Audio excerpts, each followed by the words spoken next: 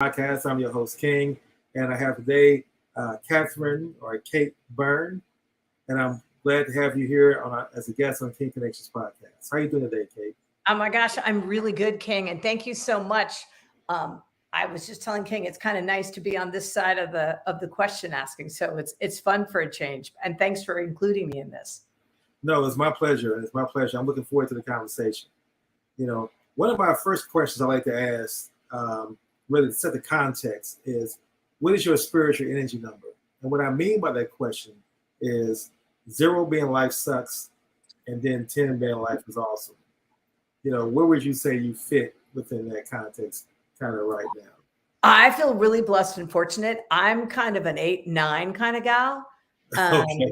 If not really, I've got a lot of positive energy, and I've done a lot of inner and spiritual work. So that's a really big piece for me at this moment. So knock on wood, I'm in a really good spot, feeling incredibly grateful, even for the times. Excellent. I love that answer. The reason I asked that question is because when I used to do meetings and events and gatherings, I would always ask that question, because if people answered 2s or 3s, and I would know that the energy is going to be off, it's going to be like adversarial, it's not going to be a productive meeting. So when people say 9s and 10s or 8s, that lets me know we're going to be able to do some great building and pack some great things. It's a terrific question. And I think more people, it's one I think that people all of a sudden became cognizant of, this notion of energy and people's mood and bringing your whole self to work, right? Yes. That happened more as a result of COVID. And I just, as we start sort of integrating back into moving forward life, I'm not going to say normal, because I don't think there is such a thing as normal. And if we say bring back normal wasn't great for a lot of people. So I don't want to bring that back either. I want to co-create something amazing moving forward.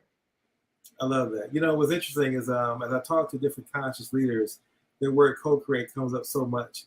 And I love that. And that's really one of the reasons why I do the podcast, is because I believe that I know I have a higher purpose. I know everyone does. And my higher purpose is so big that I know I can't do it alone.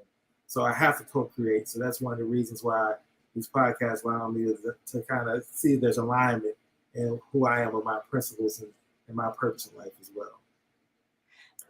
And your alignment, that piece is so incredibly key, because I think right now the world, we're living the repercussions of having not done inner work and gotten into alignment and slowing down. We've been so busy doing, thinking, reacting versus responding. And honestly, for the work that we have ahead of us moving forward, it's going to require much more reflection, much more pause. And that's not to say we won't go fast moving forward, because I think a lot of the folks, especially I come from California originally, where the counter to everyone thinking we're all so good with flow, baby, we're actually quite go, go, go. And sometimes you have to slow down to speed up. Absolutely. I learned it the hard way. And me too. Now, that's an excellent segue to my first question I love to ask folks is, what do you see as your purpose in life? I would say, and I use this as a line, I grow things, people, businesses, movements. And I do that by 2 ways. Frankly, igniting the divine spark in every soul that I meet. And that is to say, I now come to realize it's a gift where I recognize and I can literally witness someone all the way through, good, bad, and ugly parts. Yes. And then also I leverage my own energy and connections to elevate the work and the voices of all of these people, of everybody who's doing extraordinary work. So really it's kind of lighting the seed and then helping it take off. I love that answer. And as you were saying, I was actually visualizing that in my mind as you to use such descriptive words there to express that. So thank you for that. My pleasure.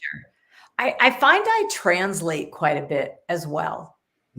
Having worked in every type of business structure, for-profit, nonprofit, B Corp, et cetera, even educational, I would say as a result, I understand a lot of the different languages. It's kind of like religion.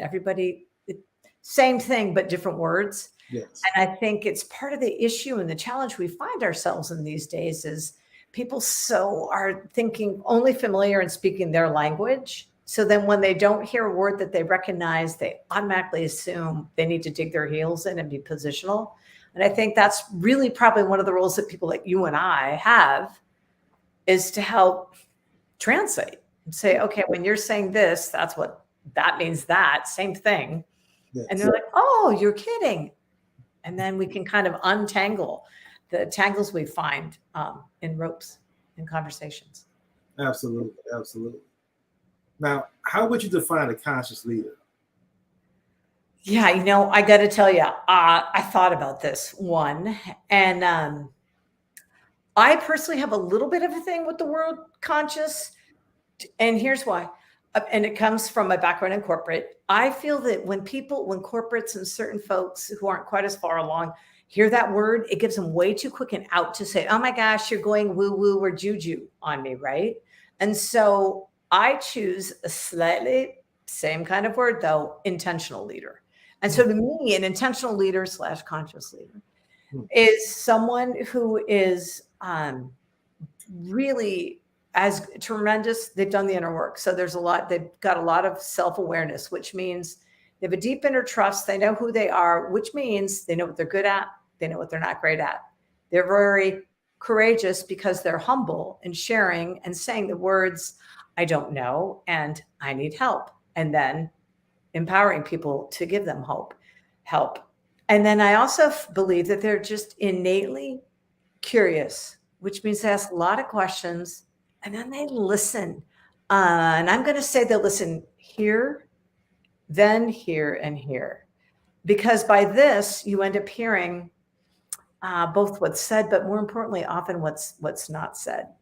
Yes. And when they come across someone who disagrees or has a different opinion or something that they're not familiar with, rather than automatically considering them wrong or bad or canceling them out because they are so aligned, which means ego's at the door, they can just hear it out.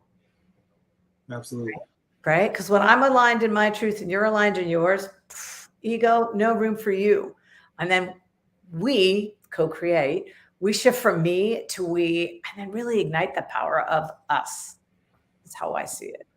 Absolutely. Well, I concur with that 100%. Now, you used a word earlier that I want to kind of piggyback on, and that was the word grateful. So my question would be, what are you most grateful for? Oh, man. I got to tell you, first and foremost is choice.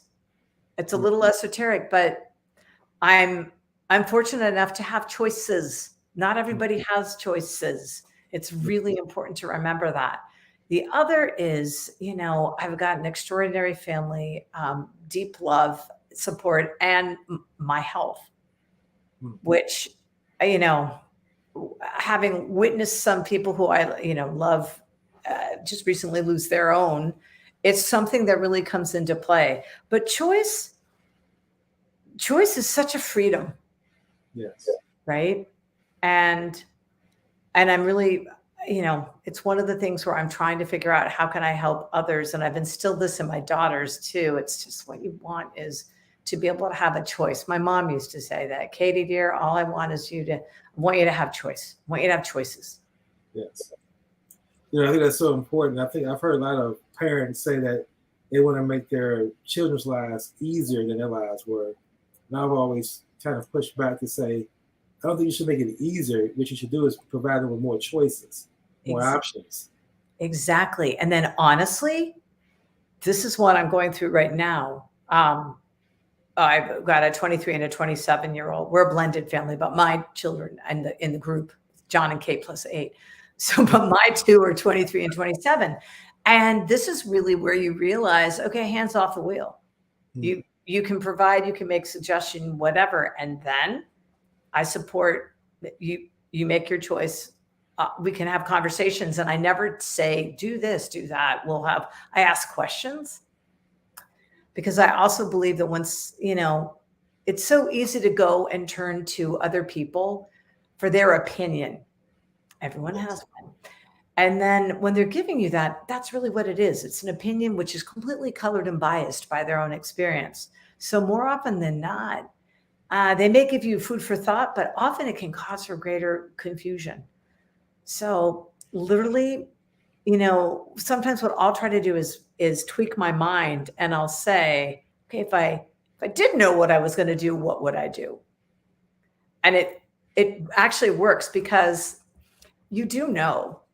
You just, part of you has to catch up. Either your mind has to catch up with your heart, or your heart has to catch up with your mind. Absolutely. One of my, to that point, one of my favorite expressions that Stephen R. Covey talks about is, he calls it the first whisper of conscience. When you listen to that first whisper of conscience, what is that telling you? And I think that's so important. I obviously believe that's also what you feed it as well, what you're feeding your mind, what you're feeding your soul. If you're feeding hate, you're feeding negativity, it's not going to be, that first whisper won't be anything positive in that context. I couldn't have said it better. If you believe that we live in a fear-based thought, whatever, spirit source, this place that we live in is out to get you a negative, you will find that. You will literally, I am a believer, you will bring that to yourself. And if you just realize that everything is there for you, even uncomfortable situations, there's always a lesson. And that's a thing that I really do think a conscious and an intentional leader understands. And then they impart within their businesses, okay, it's not it's a mistake in the sense that it doesn't look the way I had hoped it would, but that's a great learning. And that gives me knowledge. And from there, we can better improve and get to where we really want to get to. Absolutely. You said something earlier as well, because one of my rituals I go through in the morning is I go through what I call my gratitude moment. And within that, I say I'm grateful for my problems, because it's through my problems there's growth. Right? As I solve these problems, not only will I benefit my life, but I'm going to benefit the lives of others. And I take that kind of approach so that I'm challenged with solutions, as opposed to looking at it from a victim, why me, why is this happening to me kind of perspective. It's, I want this. Where's the growth in this? What can I learn from this perspective? So true. One of the first things I do whenever I find myself kind of going down that road is I'll say, okay, it's happening for me, not to me. Recent example, I recently got the opportunity to speak at the Wellbeing Summit. Next year, if anyone has, your listeners have a chance to attend, it's really extraordinary. My flight got canceled, but I had been on kind of that airline. And so first I was thinking, oh my gosh, what's going to happen? And then I thought, wait a minute, I'm going to get to be on a better airline. Sure enough, I got food and I got home an hour earlier. But It is one of the, if you can just stop for a second and give yourself a pause, breathe, which is important, right? Absolutely. And then you can say, okay, wait, happening for me, not to me. So what are all the different ways I could look at this? Yes. Now, and the reason I ask these questions that I'm asking, because what I've learned is that I want to build relationships with people first, right? Because not the transaction. Because if we agree to form a relationship, we can have multiple transactions, as opposed to I'm trying to push my agenda, you pushing your agenda. And so with that being said, when these podcasts allow folks to get a chance to connect with you, and then it become more engaged and then present for my next question, which is, what's the mission of Popventure? So Popventure is really interesting. It's up and coming, and its mission is, frankly, to democratize venture capital, so that the folks who are actually, buying the resulting products can actually have a piece of the action. Meaning that the goal is to mix entertainment and venture, and by that I mean creating these funds where people can enter in at $25, like all the moms of Walmart and Target, me, you, everybody. There's a fascinating stat. If all of Taylor Swift's Instagram followers put $25 into a fund, that fund would be larger than all of the funding that Shark Tank has given to date. Wow. And the situation, King, is that there's so many people that have got great ideas, but they can't get funding. They're not getting funding. And it's either because, unfortunately, and we're, the world's trying to change, but it hasn't changed fast enough. There are people tend to fund people that look like them or that come from backgrounds like them, right? We all know this, me as a woman, you as a Black man. And it's infuriating, really, and it's not right. And then you've got the people who would love to buy your products. Why shouldn't they be able to have and support you? So it's different than crowdfunding. So what Popventure is doing is they're creating a number of these different funds, and they've got a technology, which is a platform that would enable people to go in and to get involved and make a $25, commitment. And then there will be a show as eventually like an entertainment show, because everybody focuses on like the Kardashians, et cetera. So what we realized was, wow, wouldn't it be interesting if the Kardashians had a fund, or Taylor Swift had a fund, or Beyonce and Jay-Z had a fund? Yes. And some of these sports folks who are extraordinary because they all have passions. But what if we really made them accountable, and then we also kept ourselves accountable, and then everybody all the ships would rise? So right now we're in the process of going through the funding, which is delightful. But we're getting there. And hopefully, I think by beginning of next year, hopefully things will go live. I had just finished a stint with the folks over at Catapult, which is an Oslo-based company. And it's kind of interesting because they've got an accelerator group for clean tech companies. And then they've got a foundation that teaches people how to do impact investing. But with Popventure, I'm really excited because it's one of the things I've seen through that role at Catapult, working at SoCap, just all the different roles that I've had. System is broken, and there has to be a change. And it's going to be coming. I mean, it is coming. It's happening. We're already witnessing it real time. So if we could figure out a way to just give accessibility and also then increase financial literacy, everyone will feel so much more held, so much more supported, and they'll have more choice. Absolutely. You're speaking definitely my language there, because I'm a strong proponent behind the importance of making capital available, but the education on the front end. Like I tell folks, you can't become financially free if you're not financially literate, right? So the literacy has to come before the actual capital comes in, so that you can actually be able to leverage your capital and use it.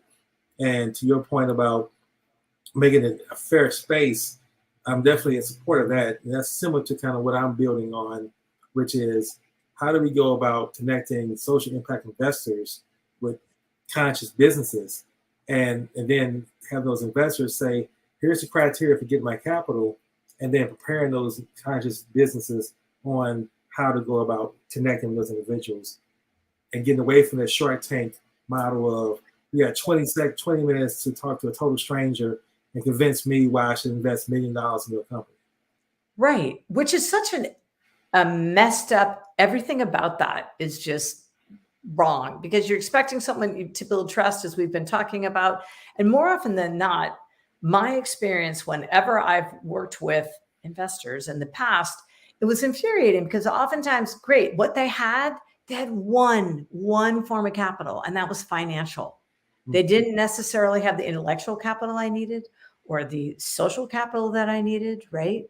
And so what that meant was, great, thank you for your money. And business takes longer, especially when you're doing something new, than 18 months to get a hockey stick, right? Yes. And that's just not even like, that's make believe. And that's so dated. Everything, that's all dated. And so in following up with what you just suggested, I would also really like us to take a look at and say, what should we be measuring?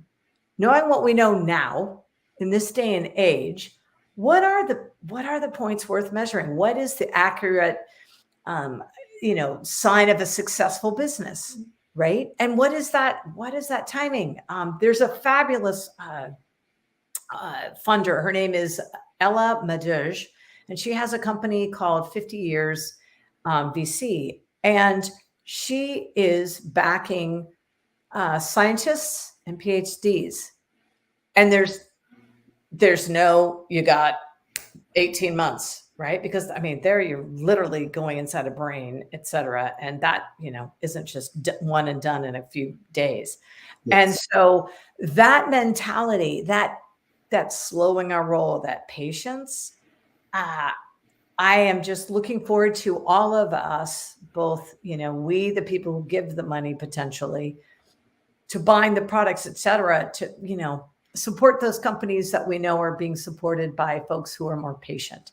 Because I believe that we ended up missing out on a lot of extraordinary new thinking because it didn't fit into our standard little crappy Excel sheet template. Exactly. And for all the conscious business, that's a whole different thing. Yes. And to your point, I want to create a culture and a system where you establish relationships with individuals, because people invest in people who they like and who they know. And that's what people invest in. And I want someone to invest in me. My business idea mitigates the risk, but it's more so you're investing in me because you know my track record is I'm going to be committed to executing and delivering, and not saying, well, at your point, you have 18 months, you have 24 months to make something miraculous happen. If you don't, then here's the penalties and consequences of not being able to perform at that level. So right. I think everything you outlined is key. But as we build these relationships, this is what I believe is first and foremost, the paramount, is the word trust.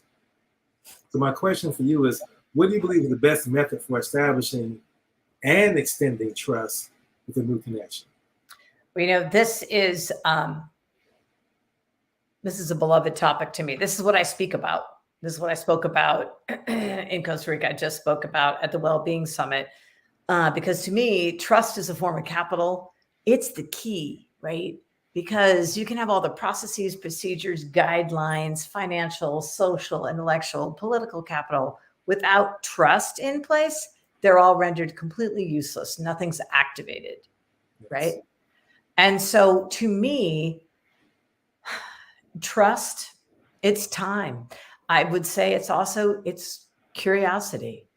And I think understanding that you're going to have some, I say, time and patience so that you can have those conversations that, pose probably some uncomfortable questions that might make people squeamish, but at least getting to the bottom of it so that you understand and know where each other is coming from. Yes. And listening, just listening. And sometimes, frankly, shutting up, making space so someone else can take the floor. And I think, we're in an interesting time, aren't we? Because we now have this odd sort of sense of intimacy, because here you're in my home. Yes. Right? So we've all of a sudden, we've been inside everyone's house.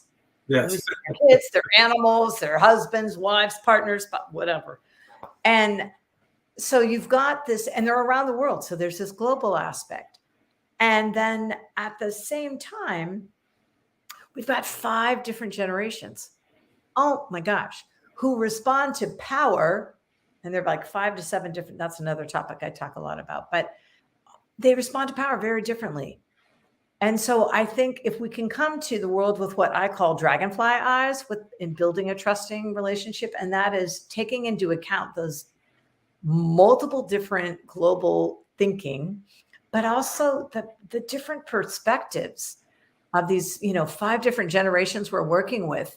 I know, sometimes we kind of joke about, the younger generation, they're, expecting everything, and they ask these questions and they're doubting my power. No, they're really not.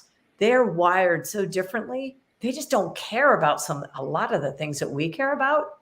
And so they're trying to get inside. They're literally just trying to understand, wait, where are you coming from? They're not judging it. They're just trying to get it. And the truth is, we did the same thing to our parents. We just don't remember now, because all of a sudden, I become our parents. Absolutely. Right? Absolutely. Now, do you believe that the conscious business movement is more accommodating and more accepting to women in leadership positions compared to the quote unquote unconscious businesses? Yeah, I love this question. I think it's a good one. It's a really interesting one. And I've thought about it.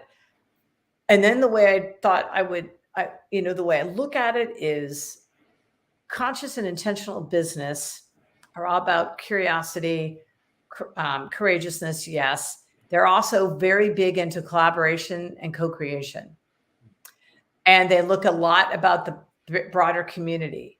So one could seemingly say, because those tend to be more female skill sets or whatever, proclivities, I think it would be easy to say that. However, I'll tell you what, I actually think, isn't it great that men have feminine proclivities as well? Yes. So I actually think that, yes, because they have needed to become more sort of do things differently. And oftentimes they're a lost leader in the beginning. A lot of times women are handed, I forget what, there's a technical term for it actually, where a woman is handed, okay, here's kind of a goose egg, or here's an up and coming company. We don't know what's going to happen. You take it. So women often are the ones who have to figure out the way to make a company come to fruition in that sense. So in that sense, I'd say, yes, I think the newer, but I think it's also just because the newer opportunities are ones that, because they are so filled with risk, the women, out of just kind of a diminished choice, are saying, okay, I'll go take that, because what the heck, I see what's going on here. And also some of the more conscious business are starting new kinds of workforces and new practices. Because of that, they play well into the needs and requirements of what a lot of women and women leaders are frankly demanding and wanting. Understood. Thank you for that answer.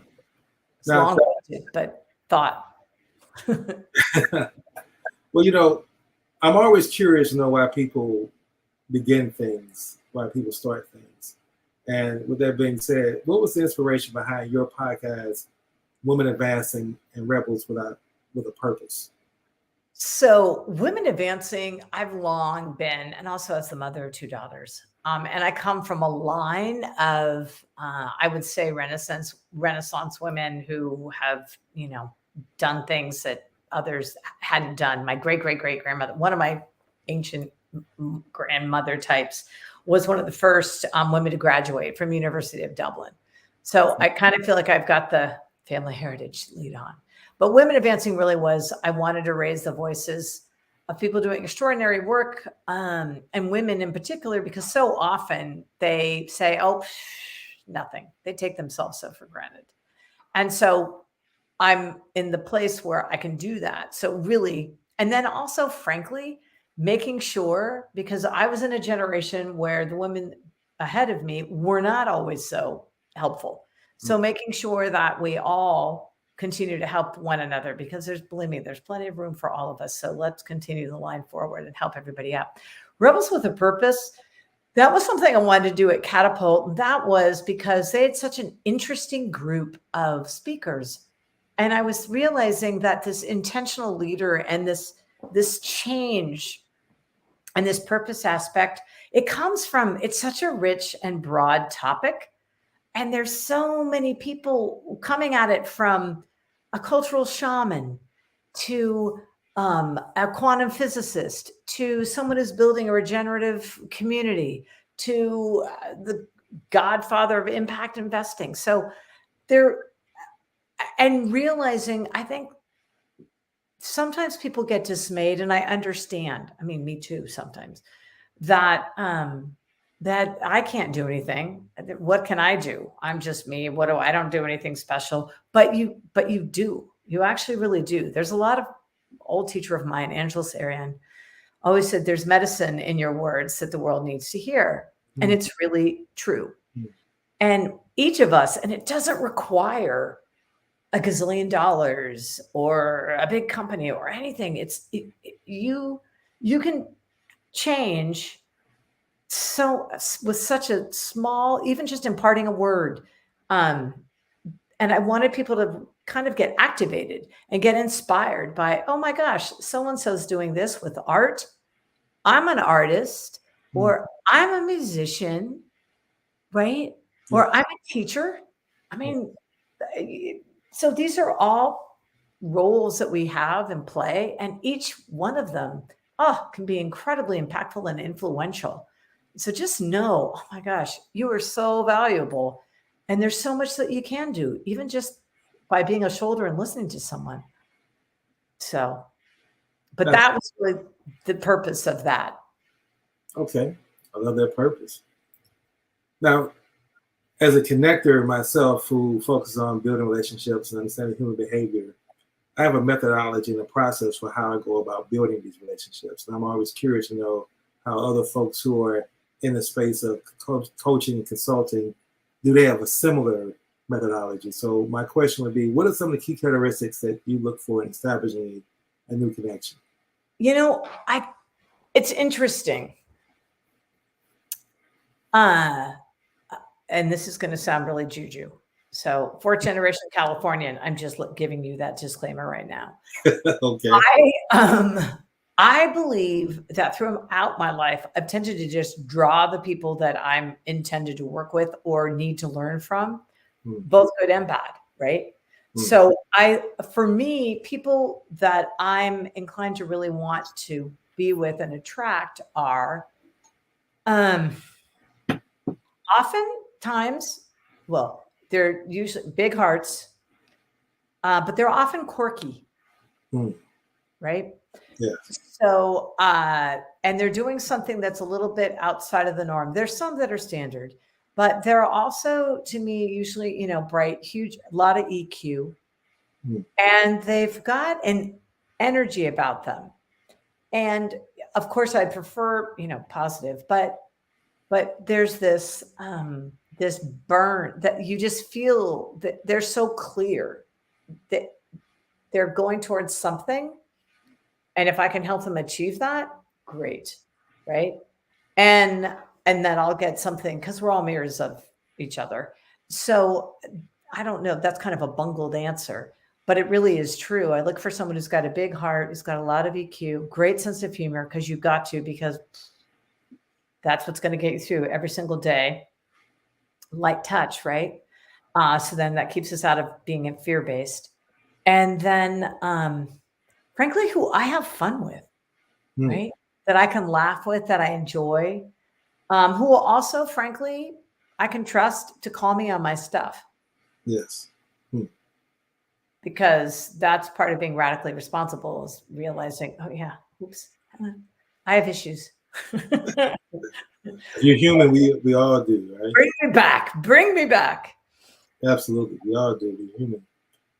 I think you try to answer a lot of my next question, but I'm going to repeat it anyway, just to see if you want to sure. more around that, which is, who would be a great connection for you? Oh my gosh. Wow.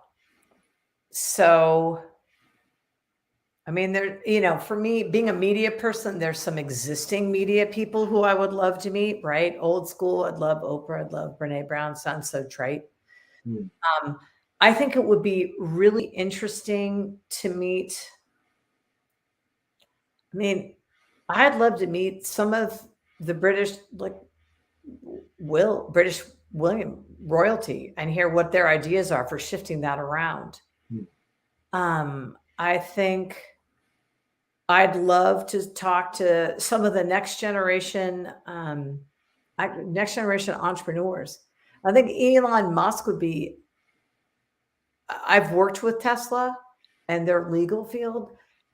I probably would not get much word in with him, but just to sit there and watch how his mind works. I think, gosh, who else? There's some other, I'd love to talk to Greta. And I'd love to talk to,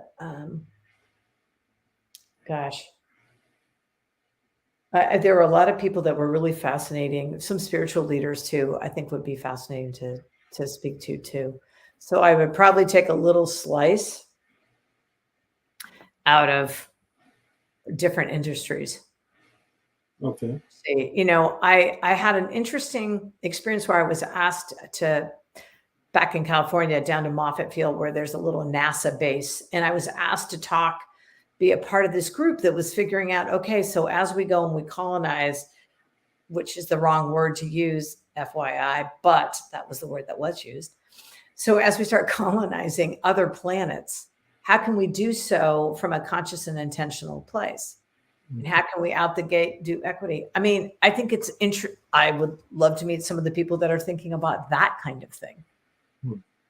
Because that's a whole realm I don't even think about. But I'll tell you what, before we leave this earth, I know that people will be doing that. And we won't be talking just about, you know, going to different regions or areas or moving to islands or whatever. We'll be going to different planets. So I think that's a whole other like. Absolutely. Absolutely. So of all the things you've accomplished in your life, what would you say has been the most rewarding? Okay. Personally, my daughters. Full stop. They're amazing. Took a village to raise them. Really extraordinarily proud. And if they ever listen to this, I know there'll be a massive eye roll. So you're welcome. Professionally, I'll tell you, really, this goes back to when I was publisher at Fast Company and we were up for sale. And that is usually a time when people would, you know, hightail it out of Dodge, get out, right? And greatest honor as a leader was I had 100% employee retention. Wow. Really humbling. 100%. Not a soul left. That's powerful. It was. And it demonstrated to me the trust that we had with each other, and people knew they could go. I wasn't holding on. I mean, I totally understood, but we had built something that we so believed in. We wanted to see it through to its next port. That was it. And then once, you know, we found the buyer and everything, everybody stepped away. But to me, that was such a, so humbled to have had that experience and to have, you know, been one of the leaders in that ship. So, and then the second really was also keeping SoCap alive.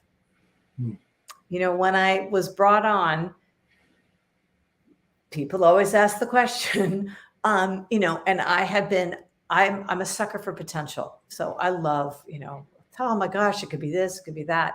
So I had asked, hey, so as a result, I've often gone into some ventures that ended up not being financially feasible. So I had asked, hey, how's this, you know, company stable? Oh yeah, brought in 4 million. Neglected to say we spent 5.8. Opie might have wanted to bring that up. So, you know, I came in and I spent my first year, thank you very much, doing everything I had to do to cut down that debt, got it down, which was great. We were set to go and do amazing things. And then COVID hit and continued on. And now, you know, to this day, it's still alive and it's gone into something else. And some folks have said it was because of a lot of that work that I did. And I don't know what SoCap will end up being. I know it played a really critical part in the impact investing arena. And I'm looking forward to seeing how it evolves and shapes in its days to come. But I very much felt a steward for that on my watch. So I'd say those are two things. Okay.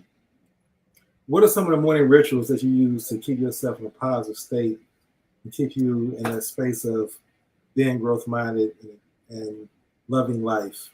Yeah. So it's interesting. I do this little thing where I journal every morning. And what I do is I start every entry with, you're supposed to do it at the end of the night, but I do it in the morning. So I go back and I think about what were the 3 big wins of the day before. And then I list 3 things that I'm grateful for and 3 things I'm excited about in the day to come. And then I write my little journal. And this question just was presented to me, and I think it's a really interesting one. And it was, in what way will I be shown abundance today? Hmm. Which I thought is lovely, right? I agree. I agree. Right? It's so broad-based, isn't it? So I share that with you, and I'd love to hear how that works for you. But because then it just makes you, it kind of, you enter into the day with a sense of wonder, like, I wonder what, and that lightens it's more childlike, a little bit more, play oriented, more positive, and then again reminding us all of just how fortunate we really are, even when we're having kind of crappy, rough times. But anyway, so, and then I would love to say I meditate every day. I do not. I have the goal of trying to. Yes. But I do walk my dog. So I spend time outside with my dog, Henry, every day, every morning for 15, 20 minutes. We drove across the country last August, fourth generation Californian, and here I am in Charlottesville, Virginia. And I wake up in the morning and I'm in an aviary. There are so many birds and it's so lush and green. So I take that all in too, because I think there's a lot of nurturing and a lot of healing that can take place just by immersing oneself, even if it's just from the comfort of your bed and listening to the sounds. And I will say the same true hello of city sounds too, because there's some fun and some comfort, because I've, spent for 5 years, I was bi-coastal California and New York. So I know that not everything, even the woeful sound of a train whistle. It's being grateful for those things, to be able to hear, right? To be able to. Right. Yes. Yes. Exactly. So. Now, one of my, down to my last two favorite questions to ask. My question is there a kin connection? I think you kind of said it earlier, but I'm going to define it a little more specifically.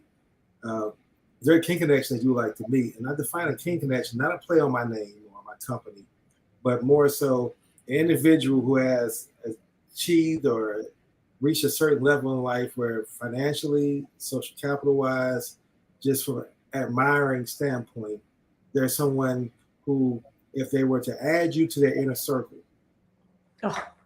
it would gradually, significantly, exponentially change your life. Like, for example, someone like that for me would be Magic Johnson. And right. As a system engineer and a connector, I also have a process, I believe, for getting to these kin connections. And then when you finally do, I don't want to get connected as a fan. I don't want to sit in the room as a fan of Magic Johnson and leverage just here to here. I want to come in as someone of value and co-create with them. Right. So my question for you would be, is there a kin connection that you would like to meet? Yeah. I mean, hands down, I'd love to work with Oprah. I'd love to work with Brene Brown. I would love, Gloria Steinem, I think, is extraordinary. And then I'm trying to think from a business standpoint. I know there are some corporate leaders who I think are going to be challenged and doing some interesting work.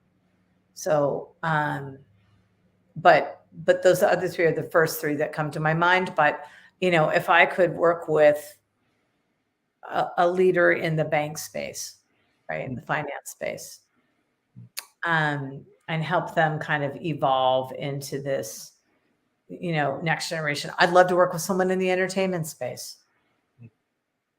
I the other day I got to moderate a panel with the COO of Lionsgate.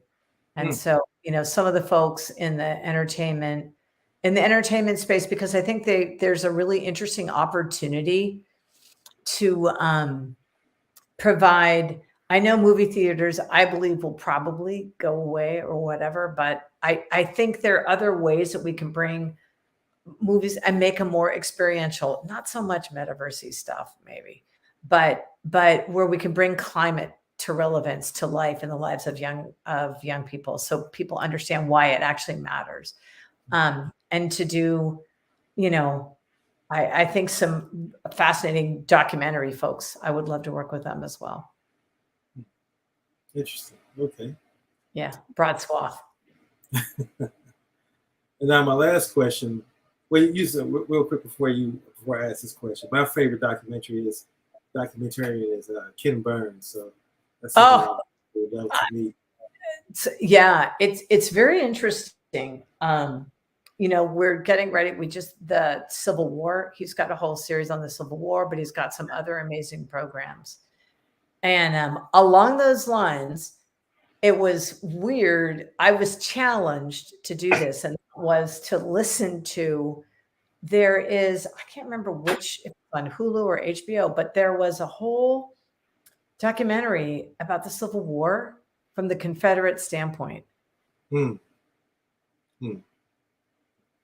I sat with it. I'm still not a believer. Anyway, just living here in Charlottesville, I feel I had to. I mean, you've got to be responsible and listen to the whole thing. I still think it's crazy, but it was interesting just to hear and recognize how easily we can justify like just evil and bad things, thinking that we're doing something good. I don't know. I don't get it. But anyway, but that's an interesting one to watch. Okay. I'll look for that. I actually would be interested in hearing that perspective as well. Yeah. Yeah. I mean, that's the thing, right? It goes back to us listening to the other perspective and being aware of it. Absolutely. And I think that's where we become truly intentional and conscious, when being aware of that alternative, albeit crazy, perspective. Yes. And just like, okay, because at least then it gives you a better understanding of where and how you can talk with people. Absolutely. And perhaps get, I don't know, some semblance of loosen up that positionality. I felt the same way which is actually a segue into my next question. I felt the same way about reading the Robert Greenlee's 48 Laws of Power. It's written from such an egotistical context, but I wanted to understand for the folks who do read it. Now, let me see how you're thinking and why you think the way you think. Not that I'm in agreement with it, but now at least understand how to approach you and deal with you in that context as well. Exactly. It kind of gives you a little bit of an eye to the treasure map of how to get in there and hopefully plant some seeds that can shift. Absolutely. Yeah. And that's an excellent question to my next, because you have behind you several books. And so my question would be, do you have a favorite book that you would want to recommend to our listening audience? And it could be a book that's influential to you now, or that has a great impact in your life, or whatever your spirit feels that you want to share.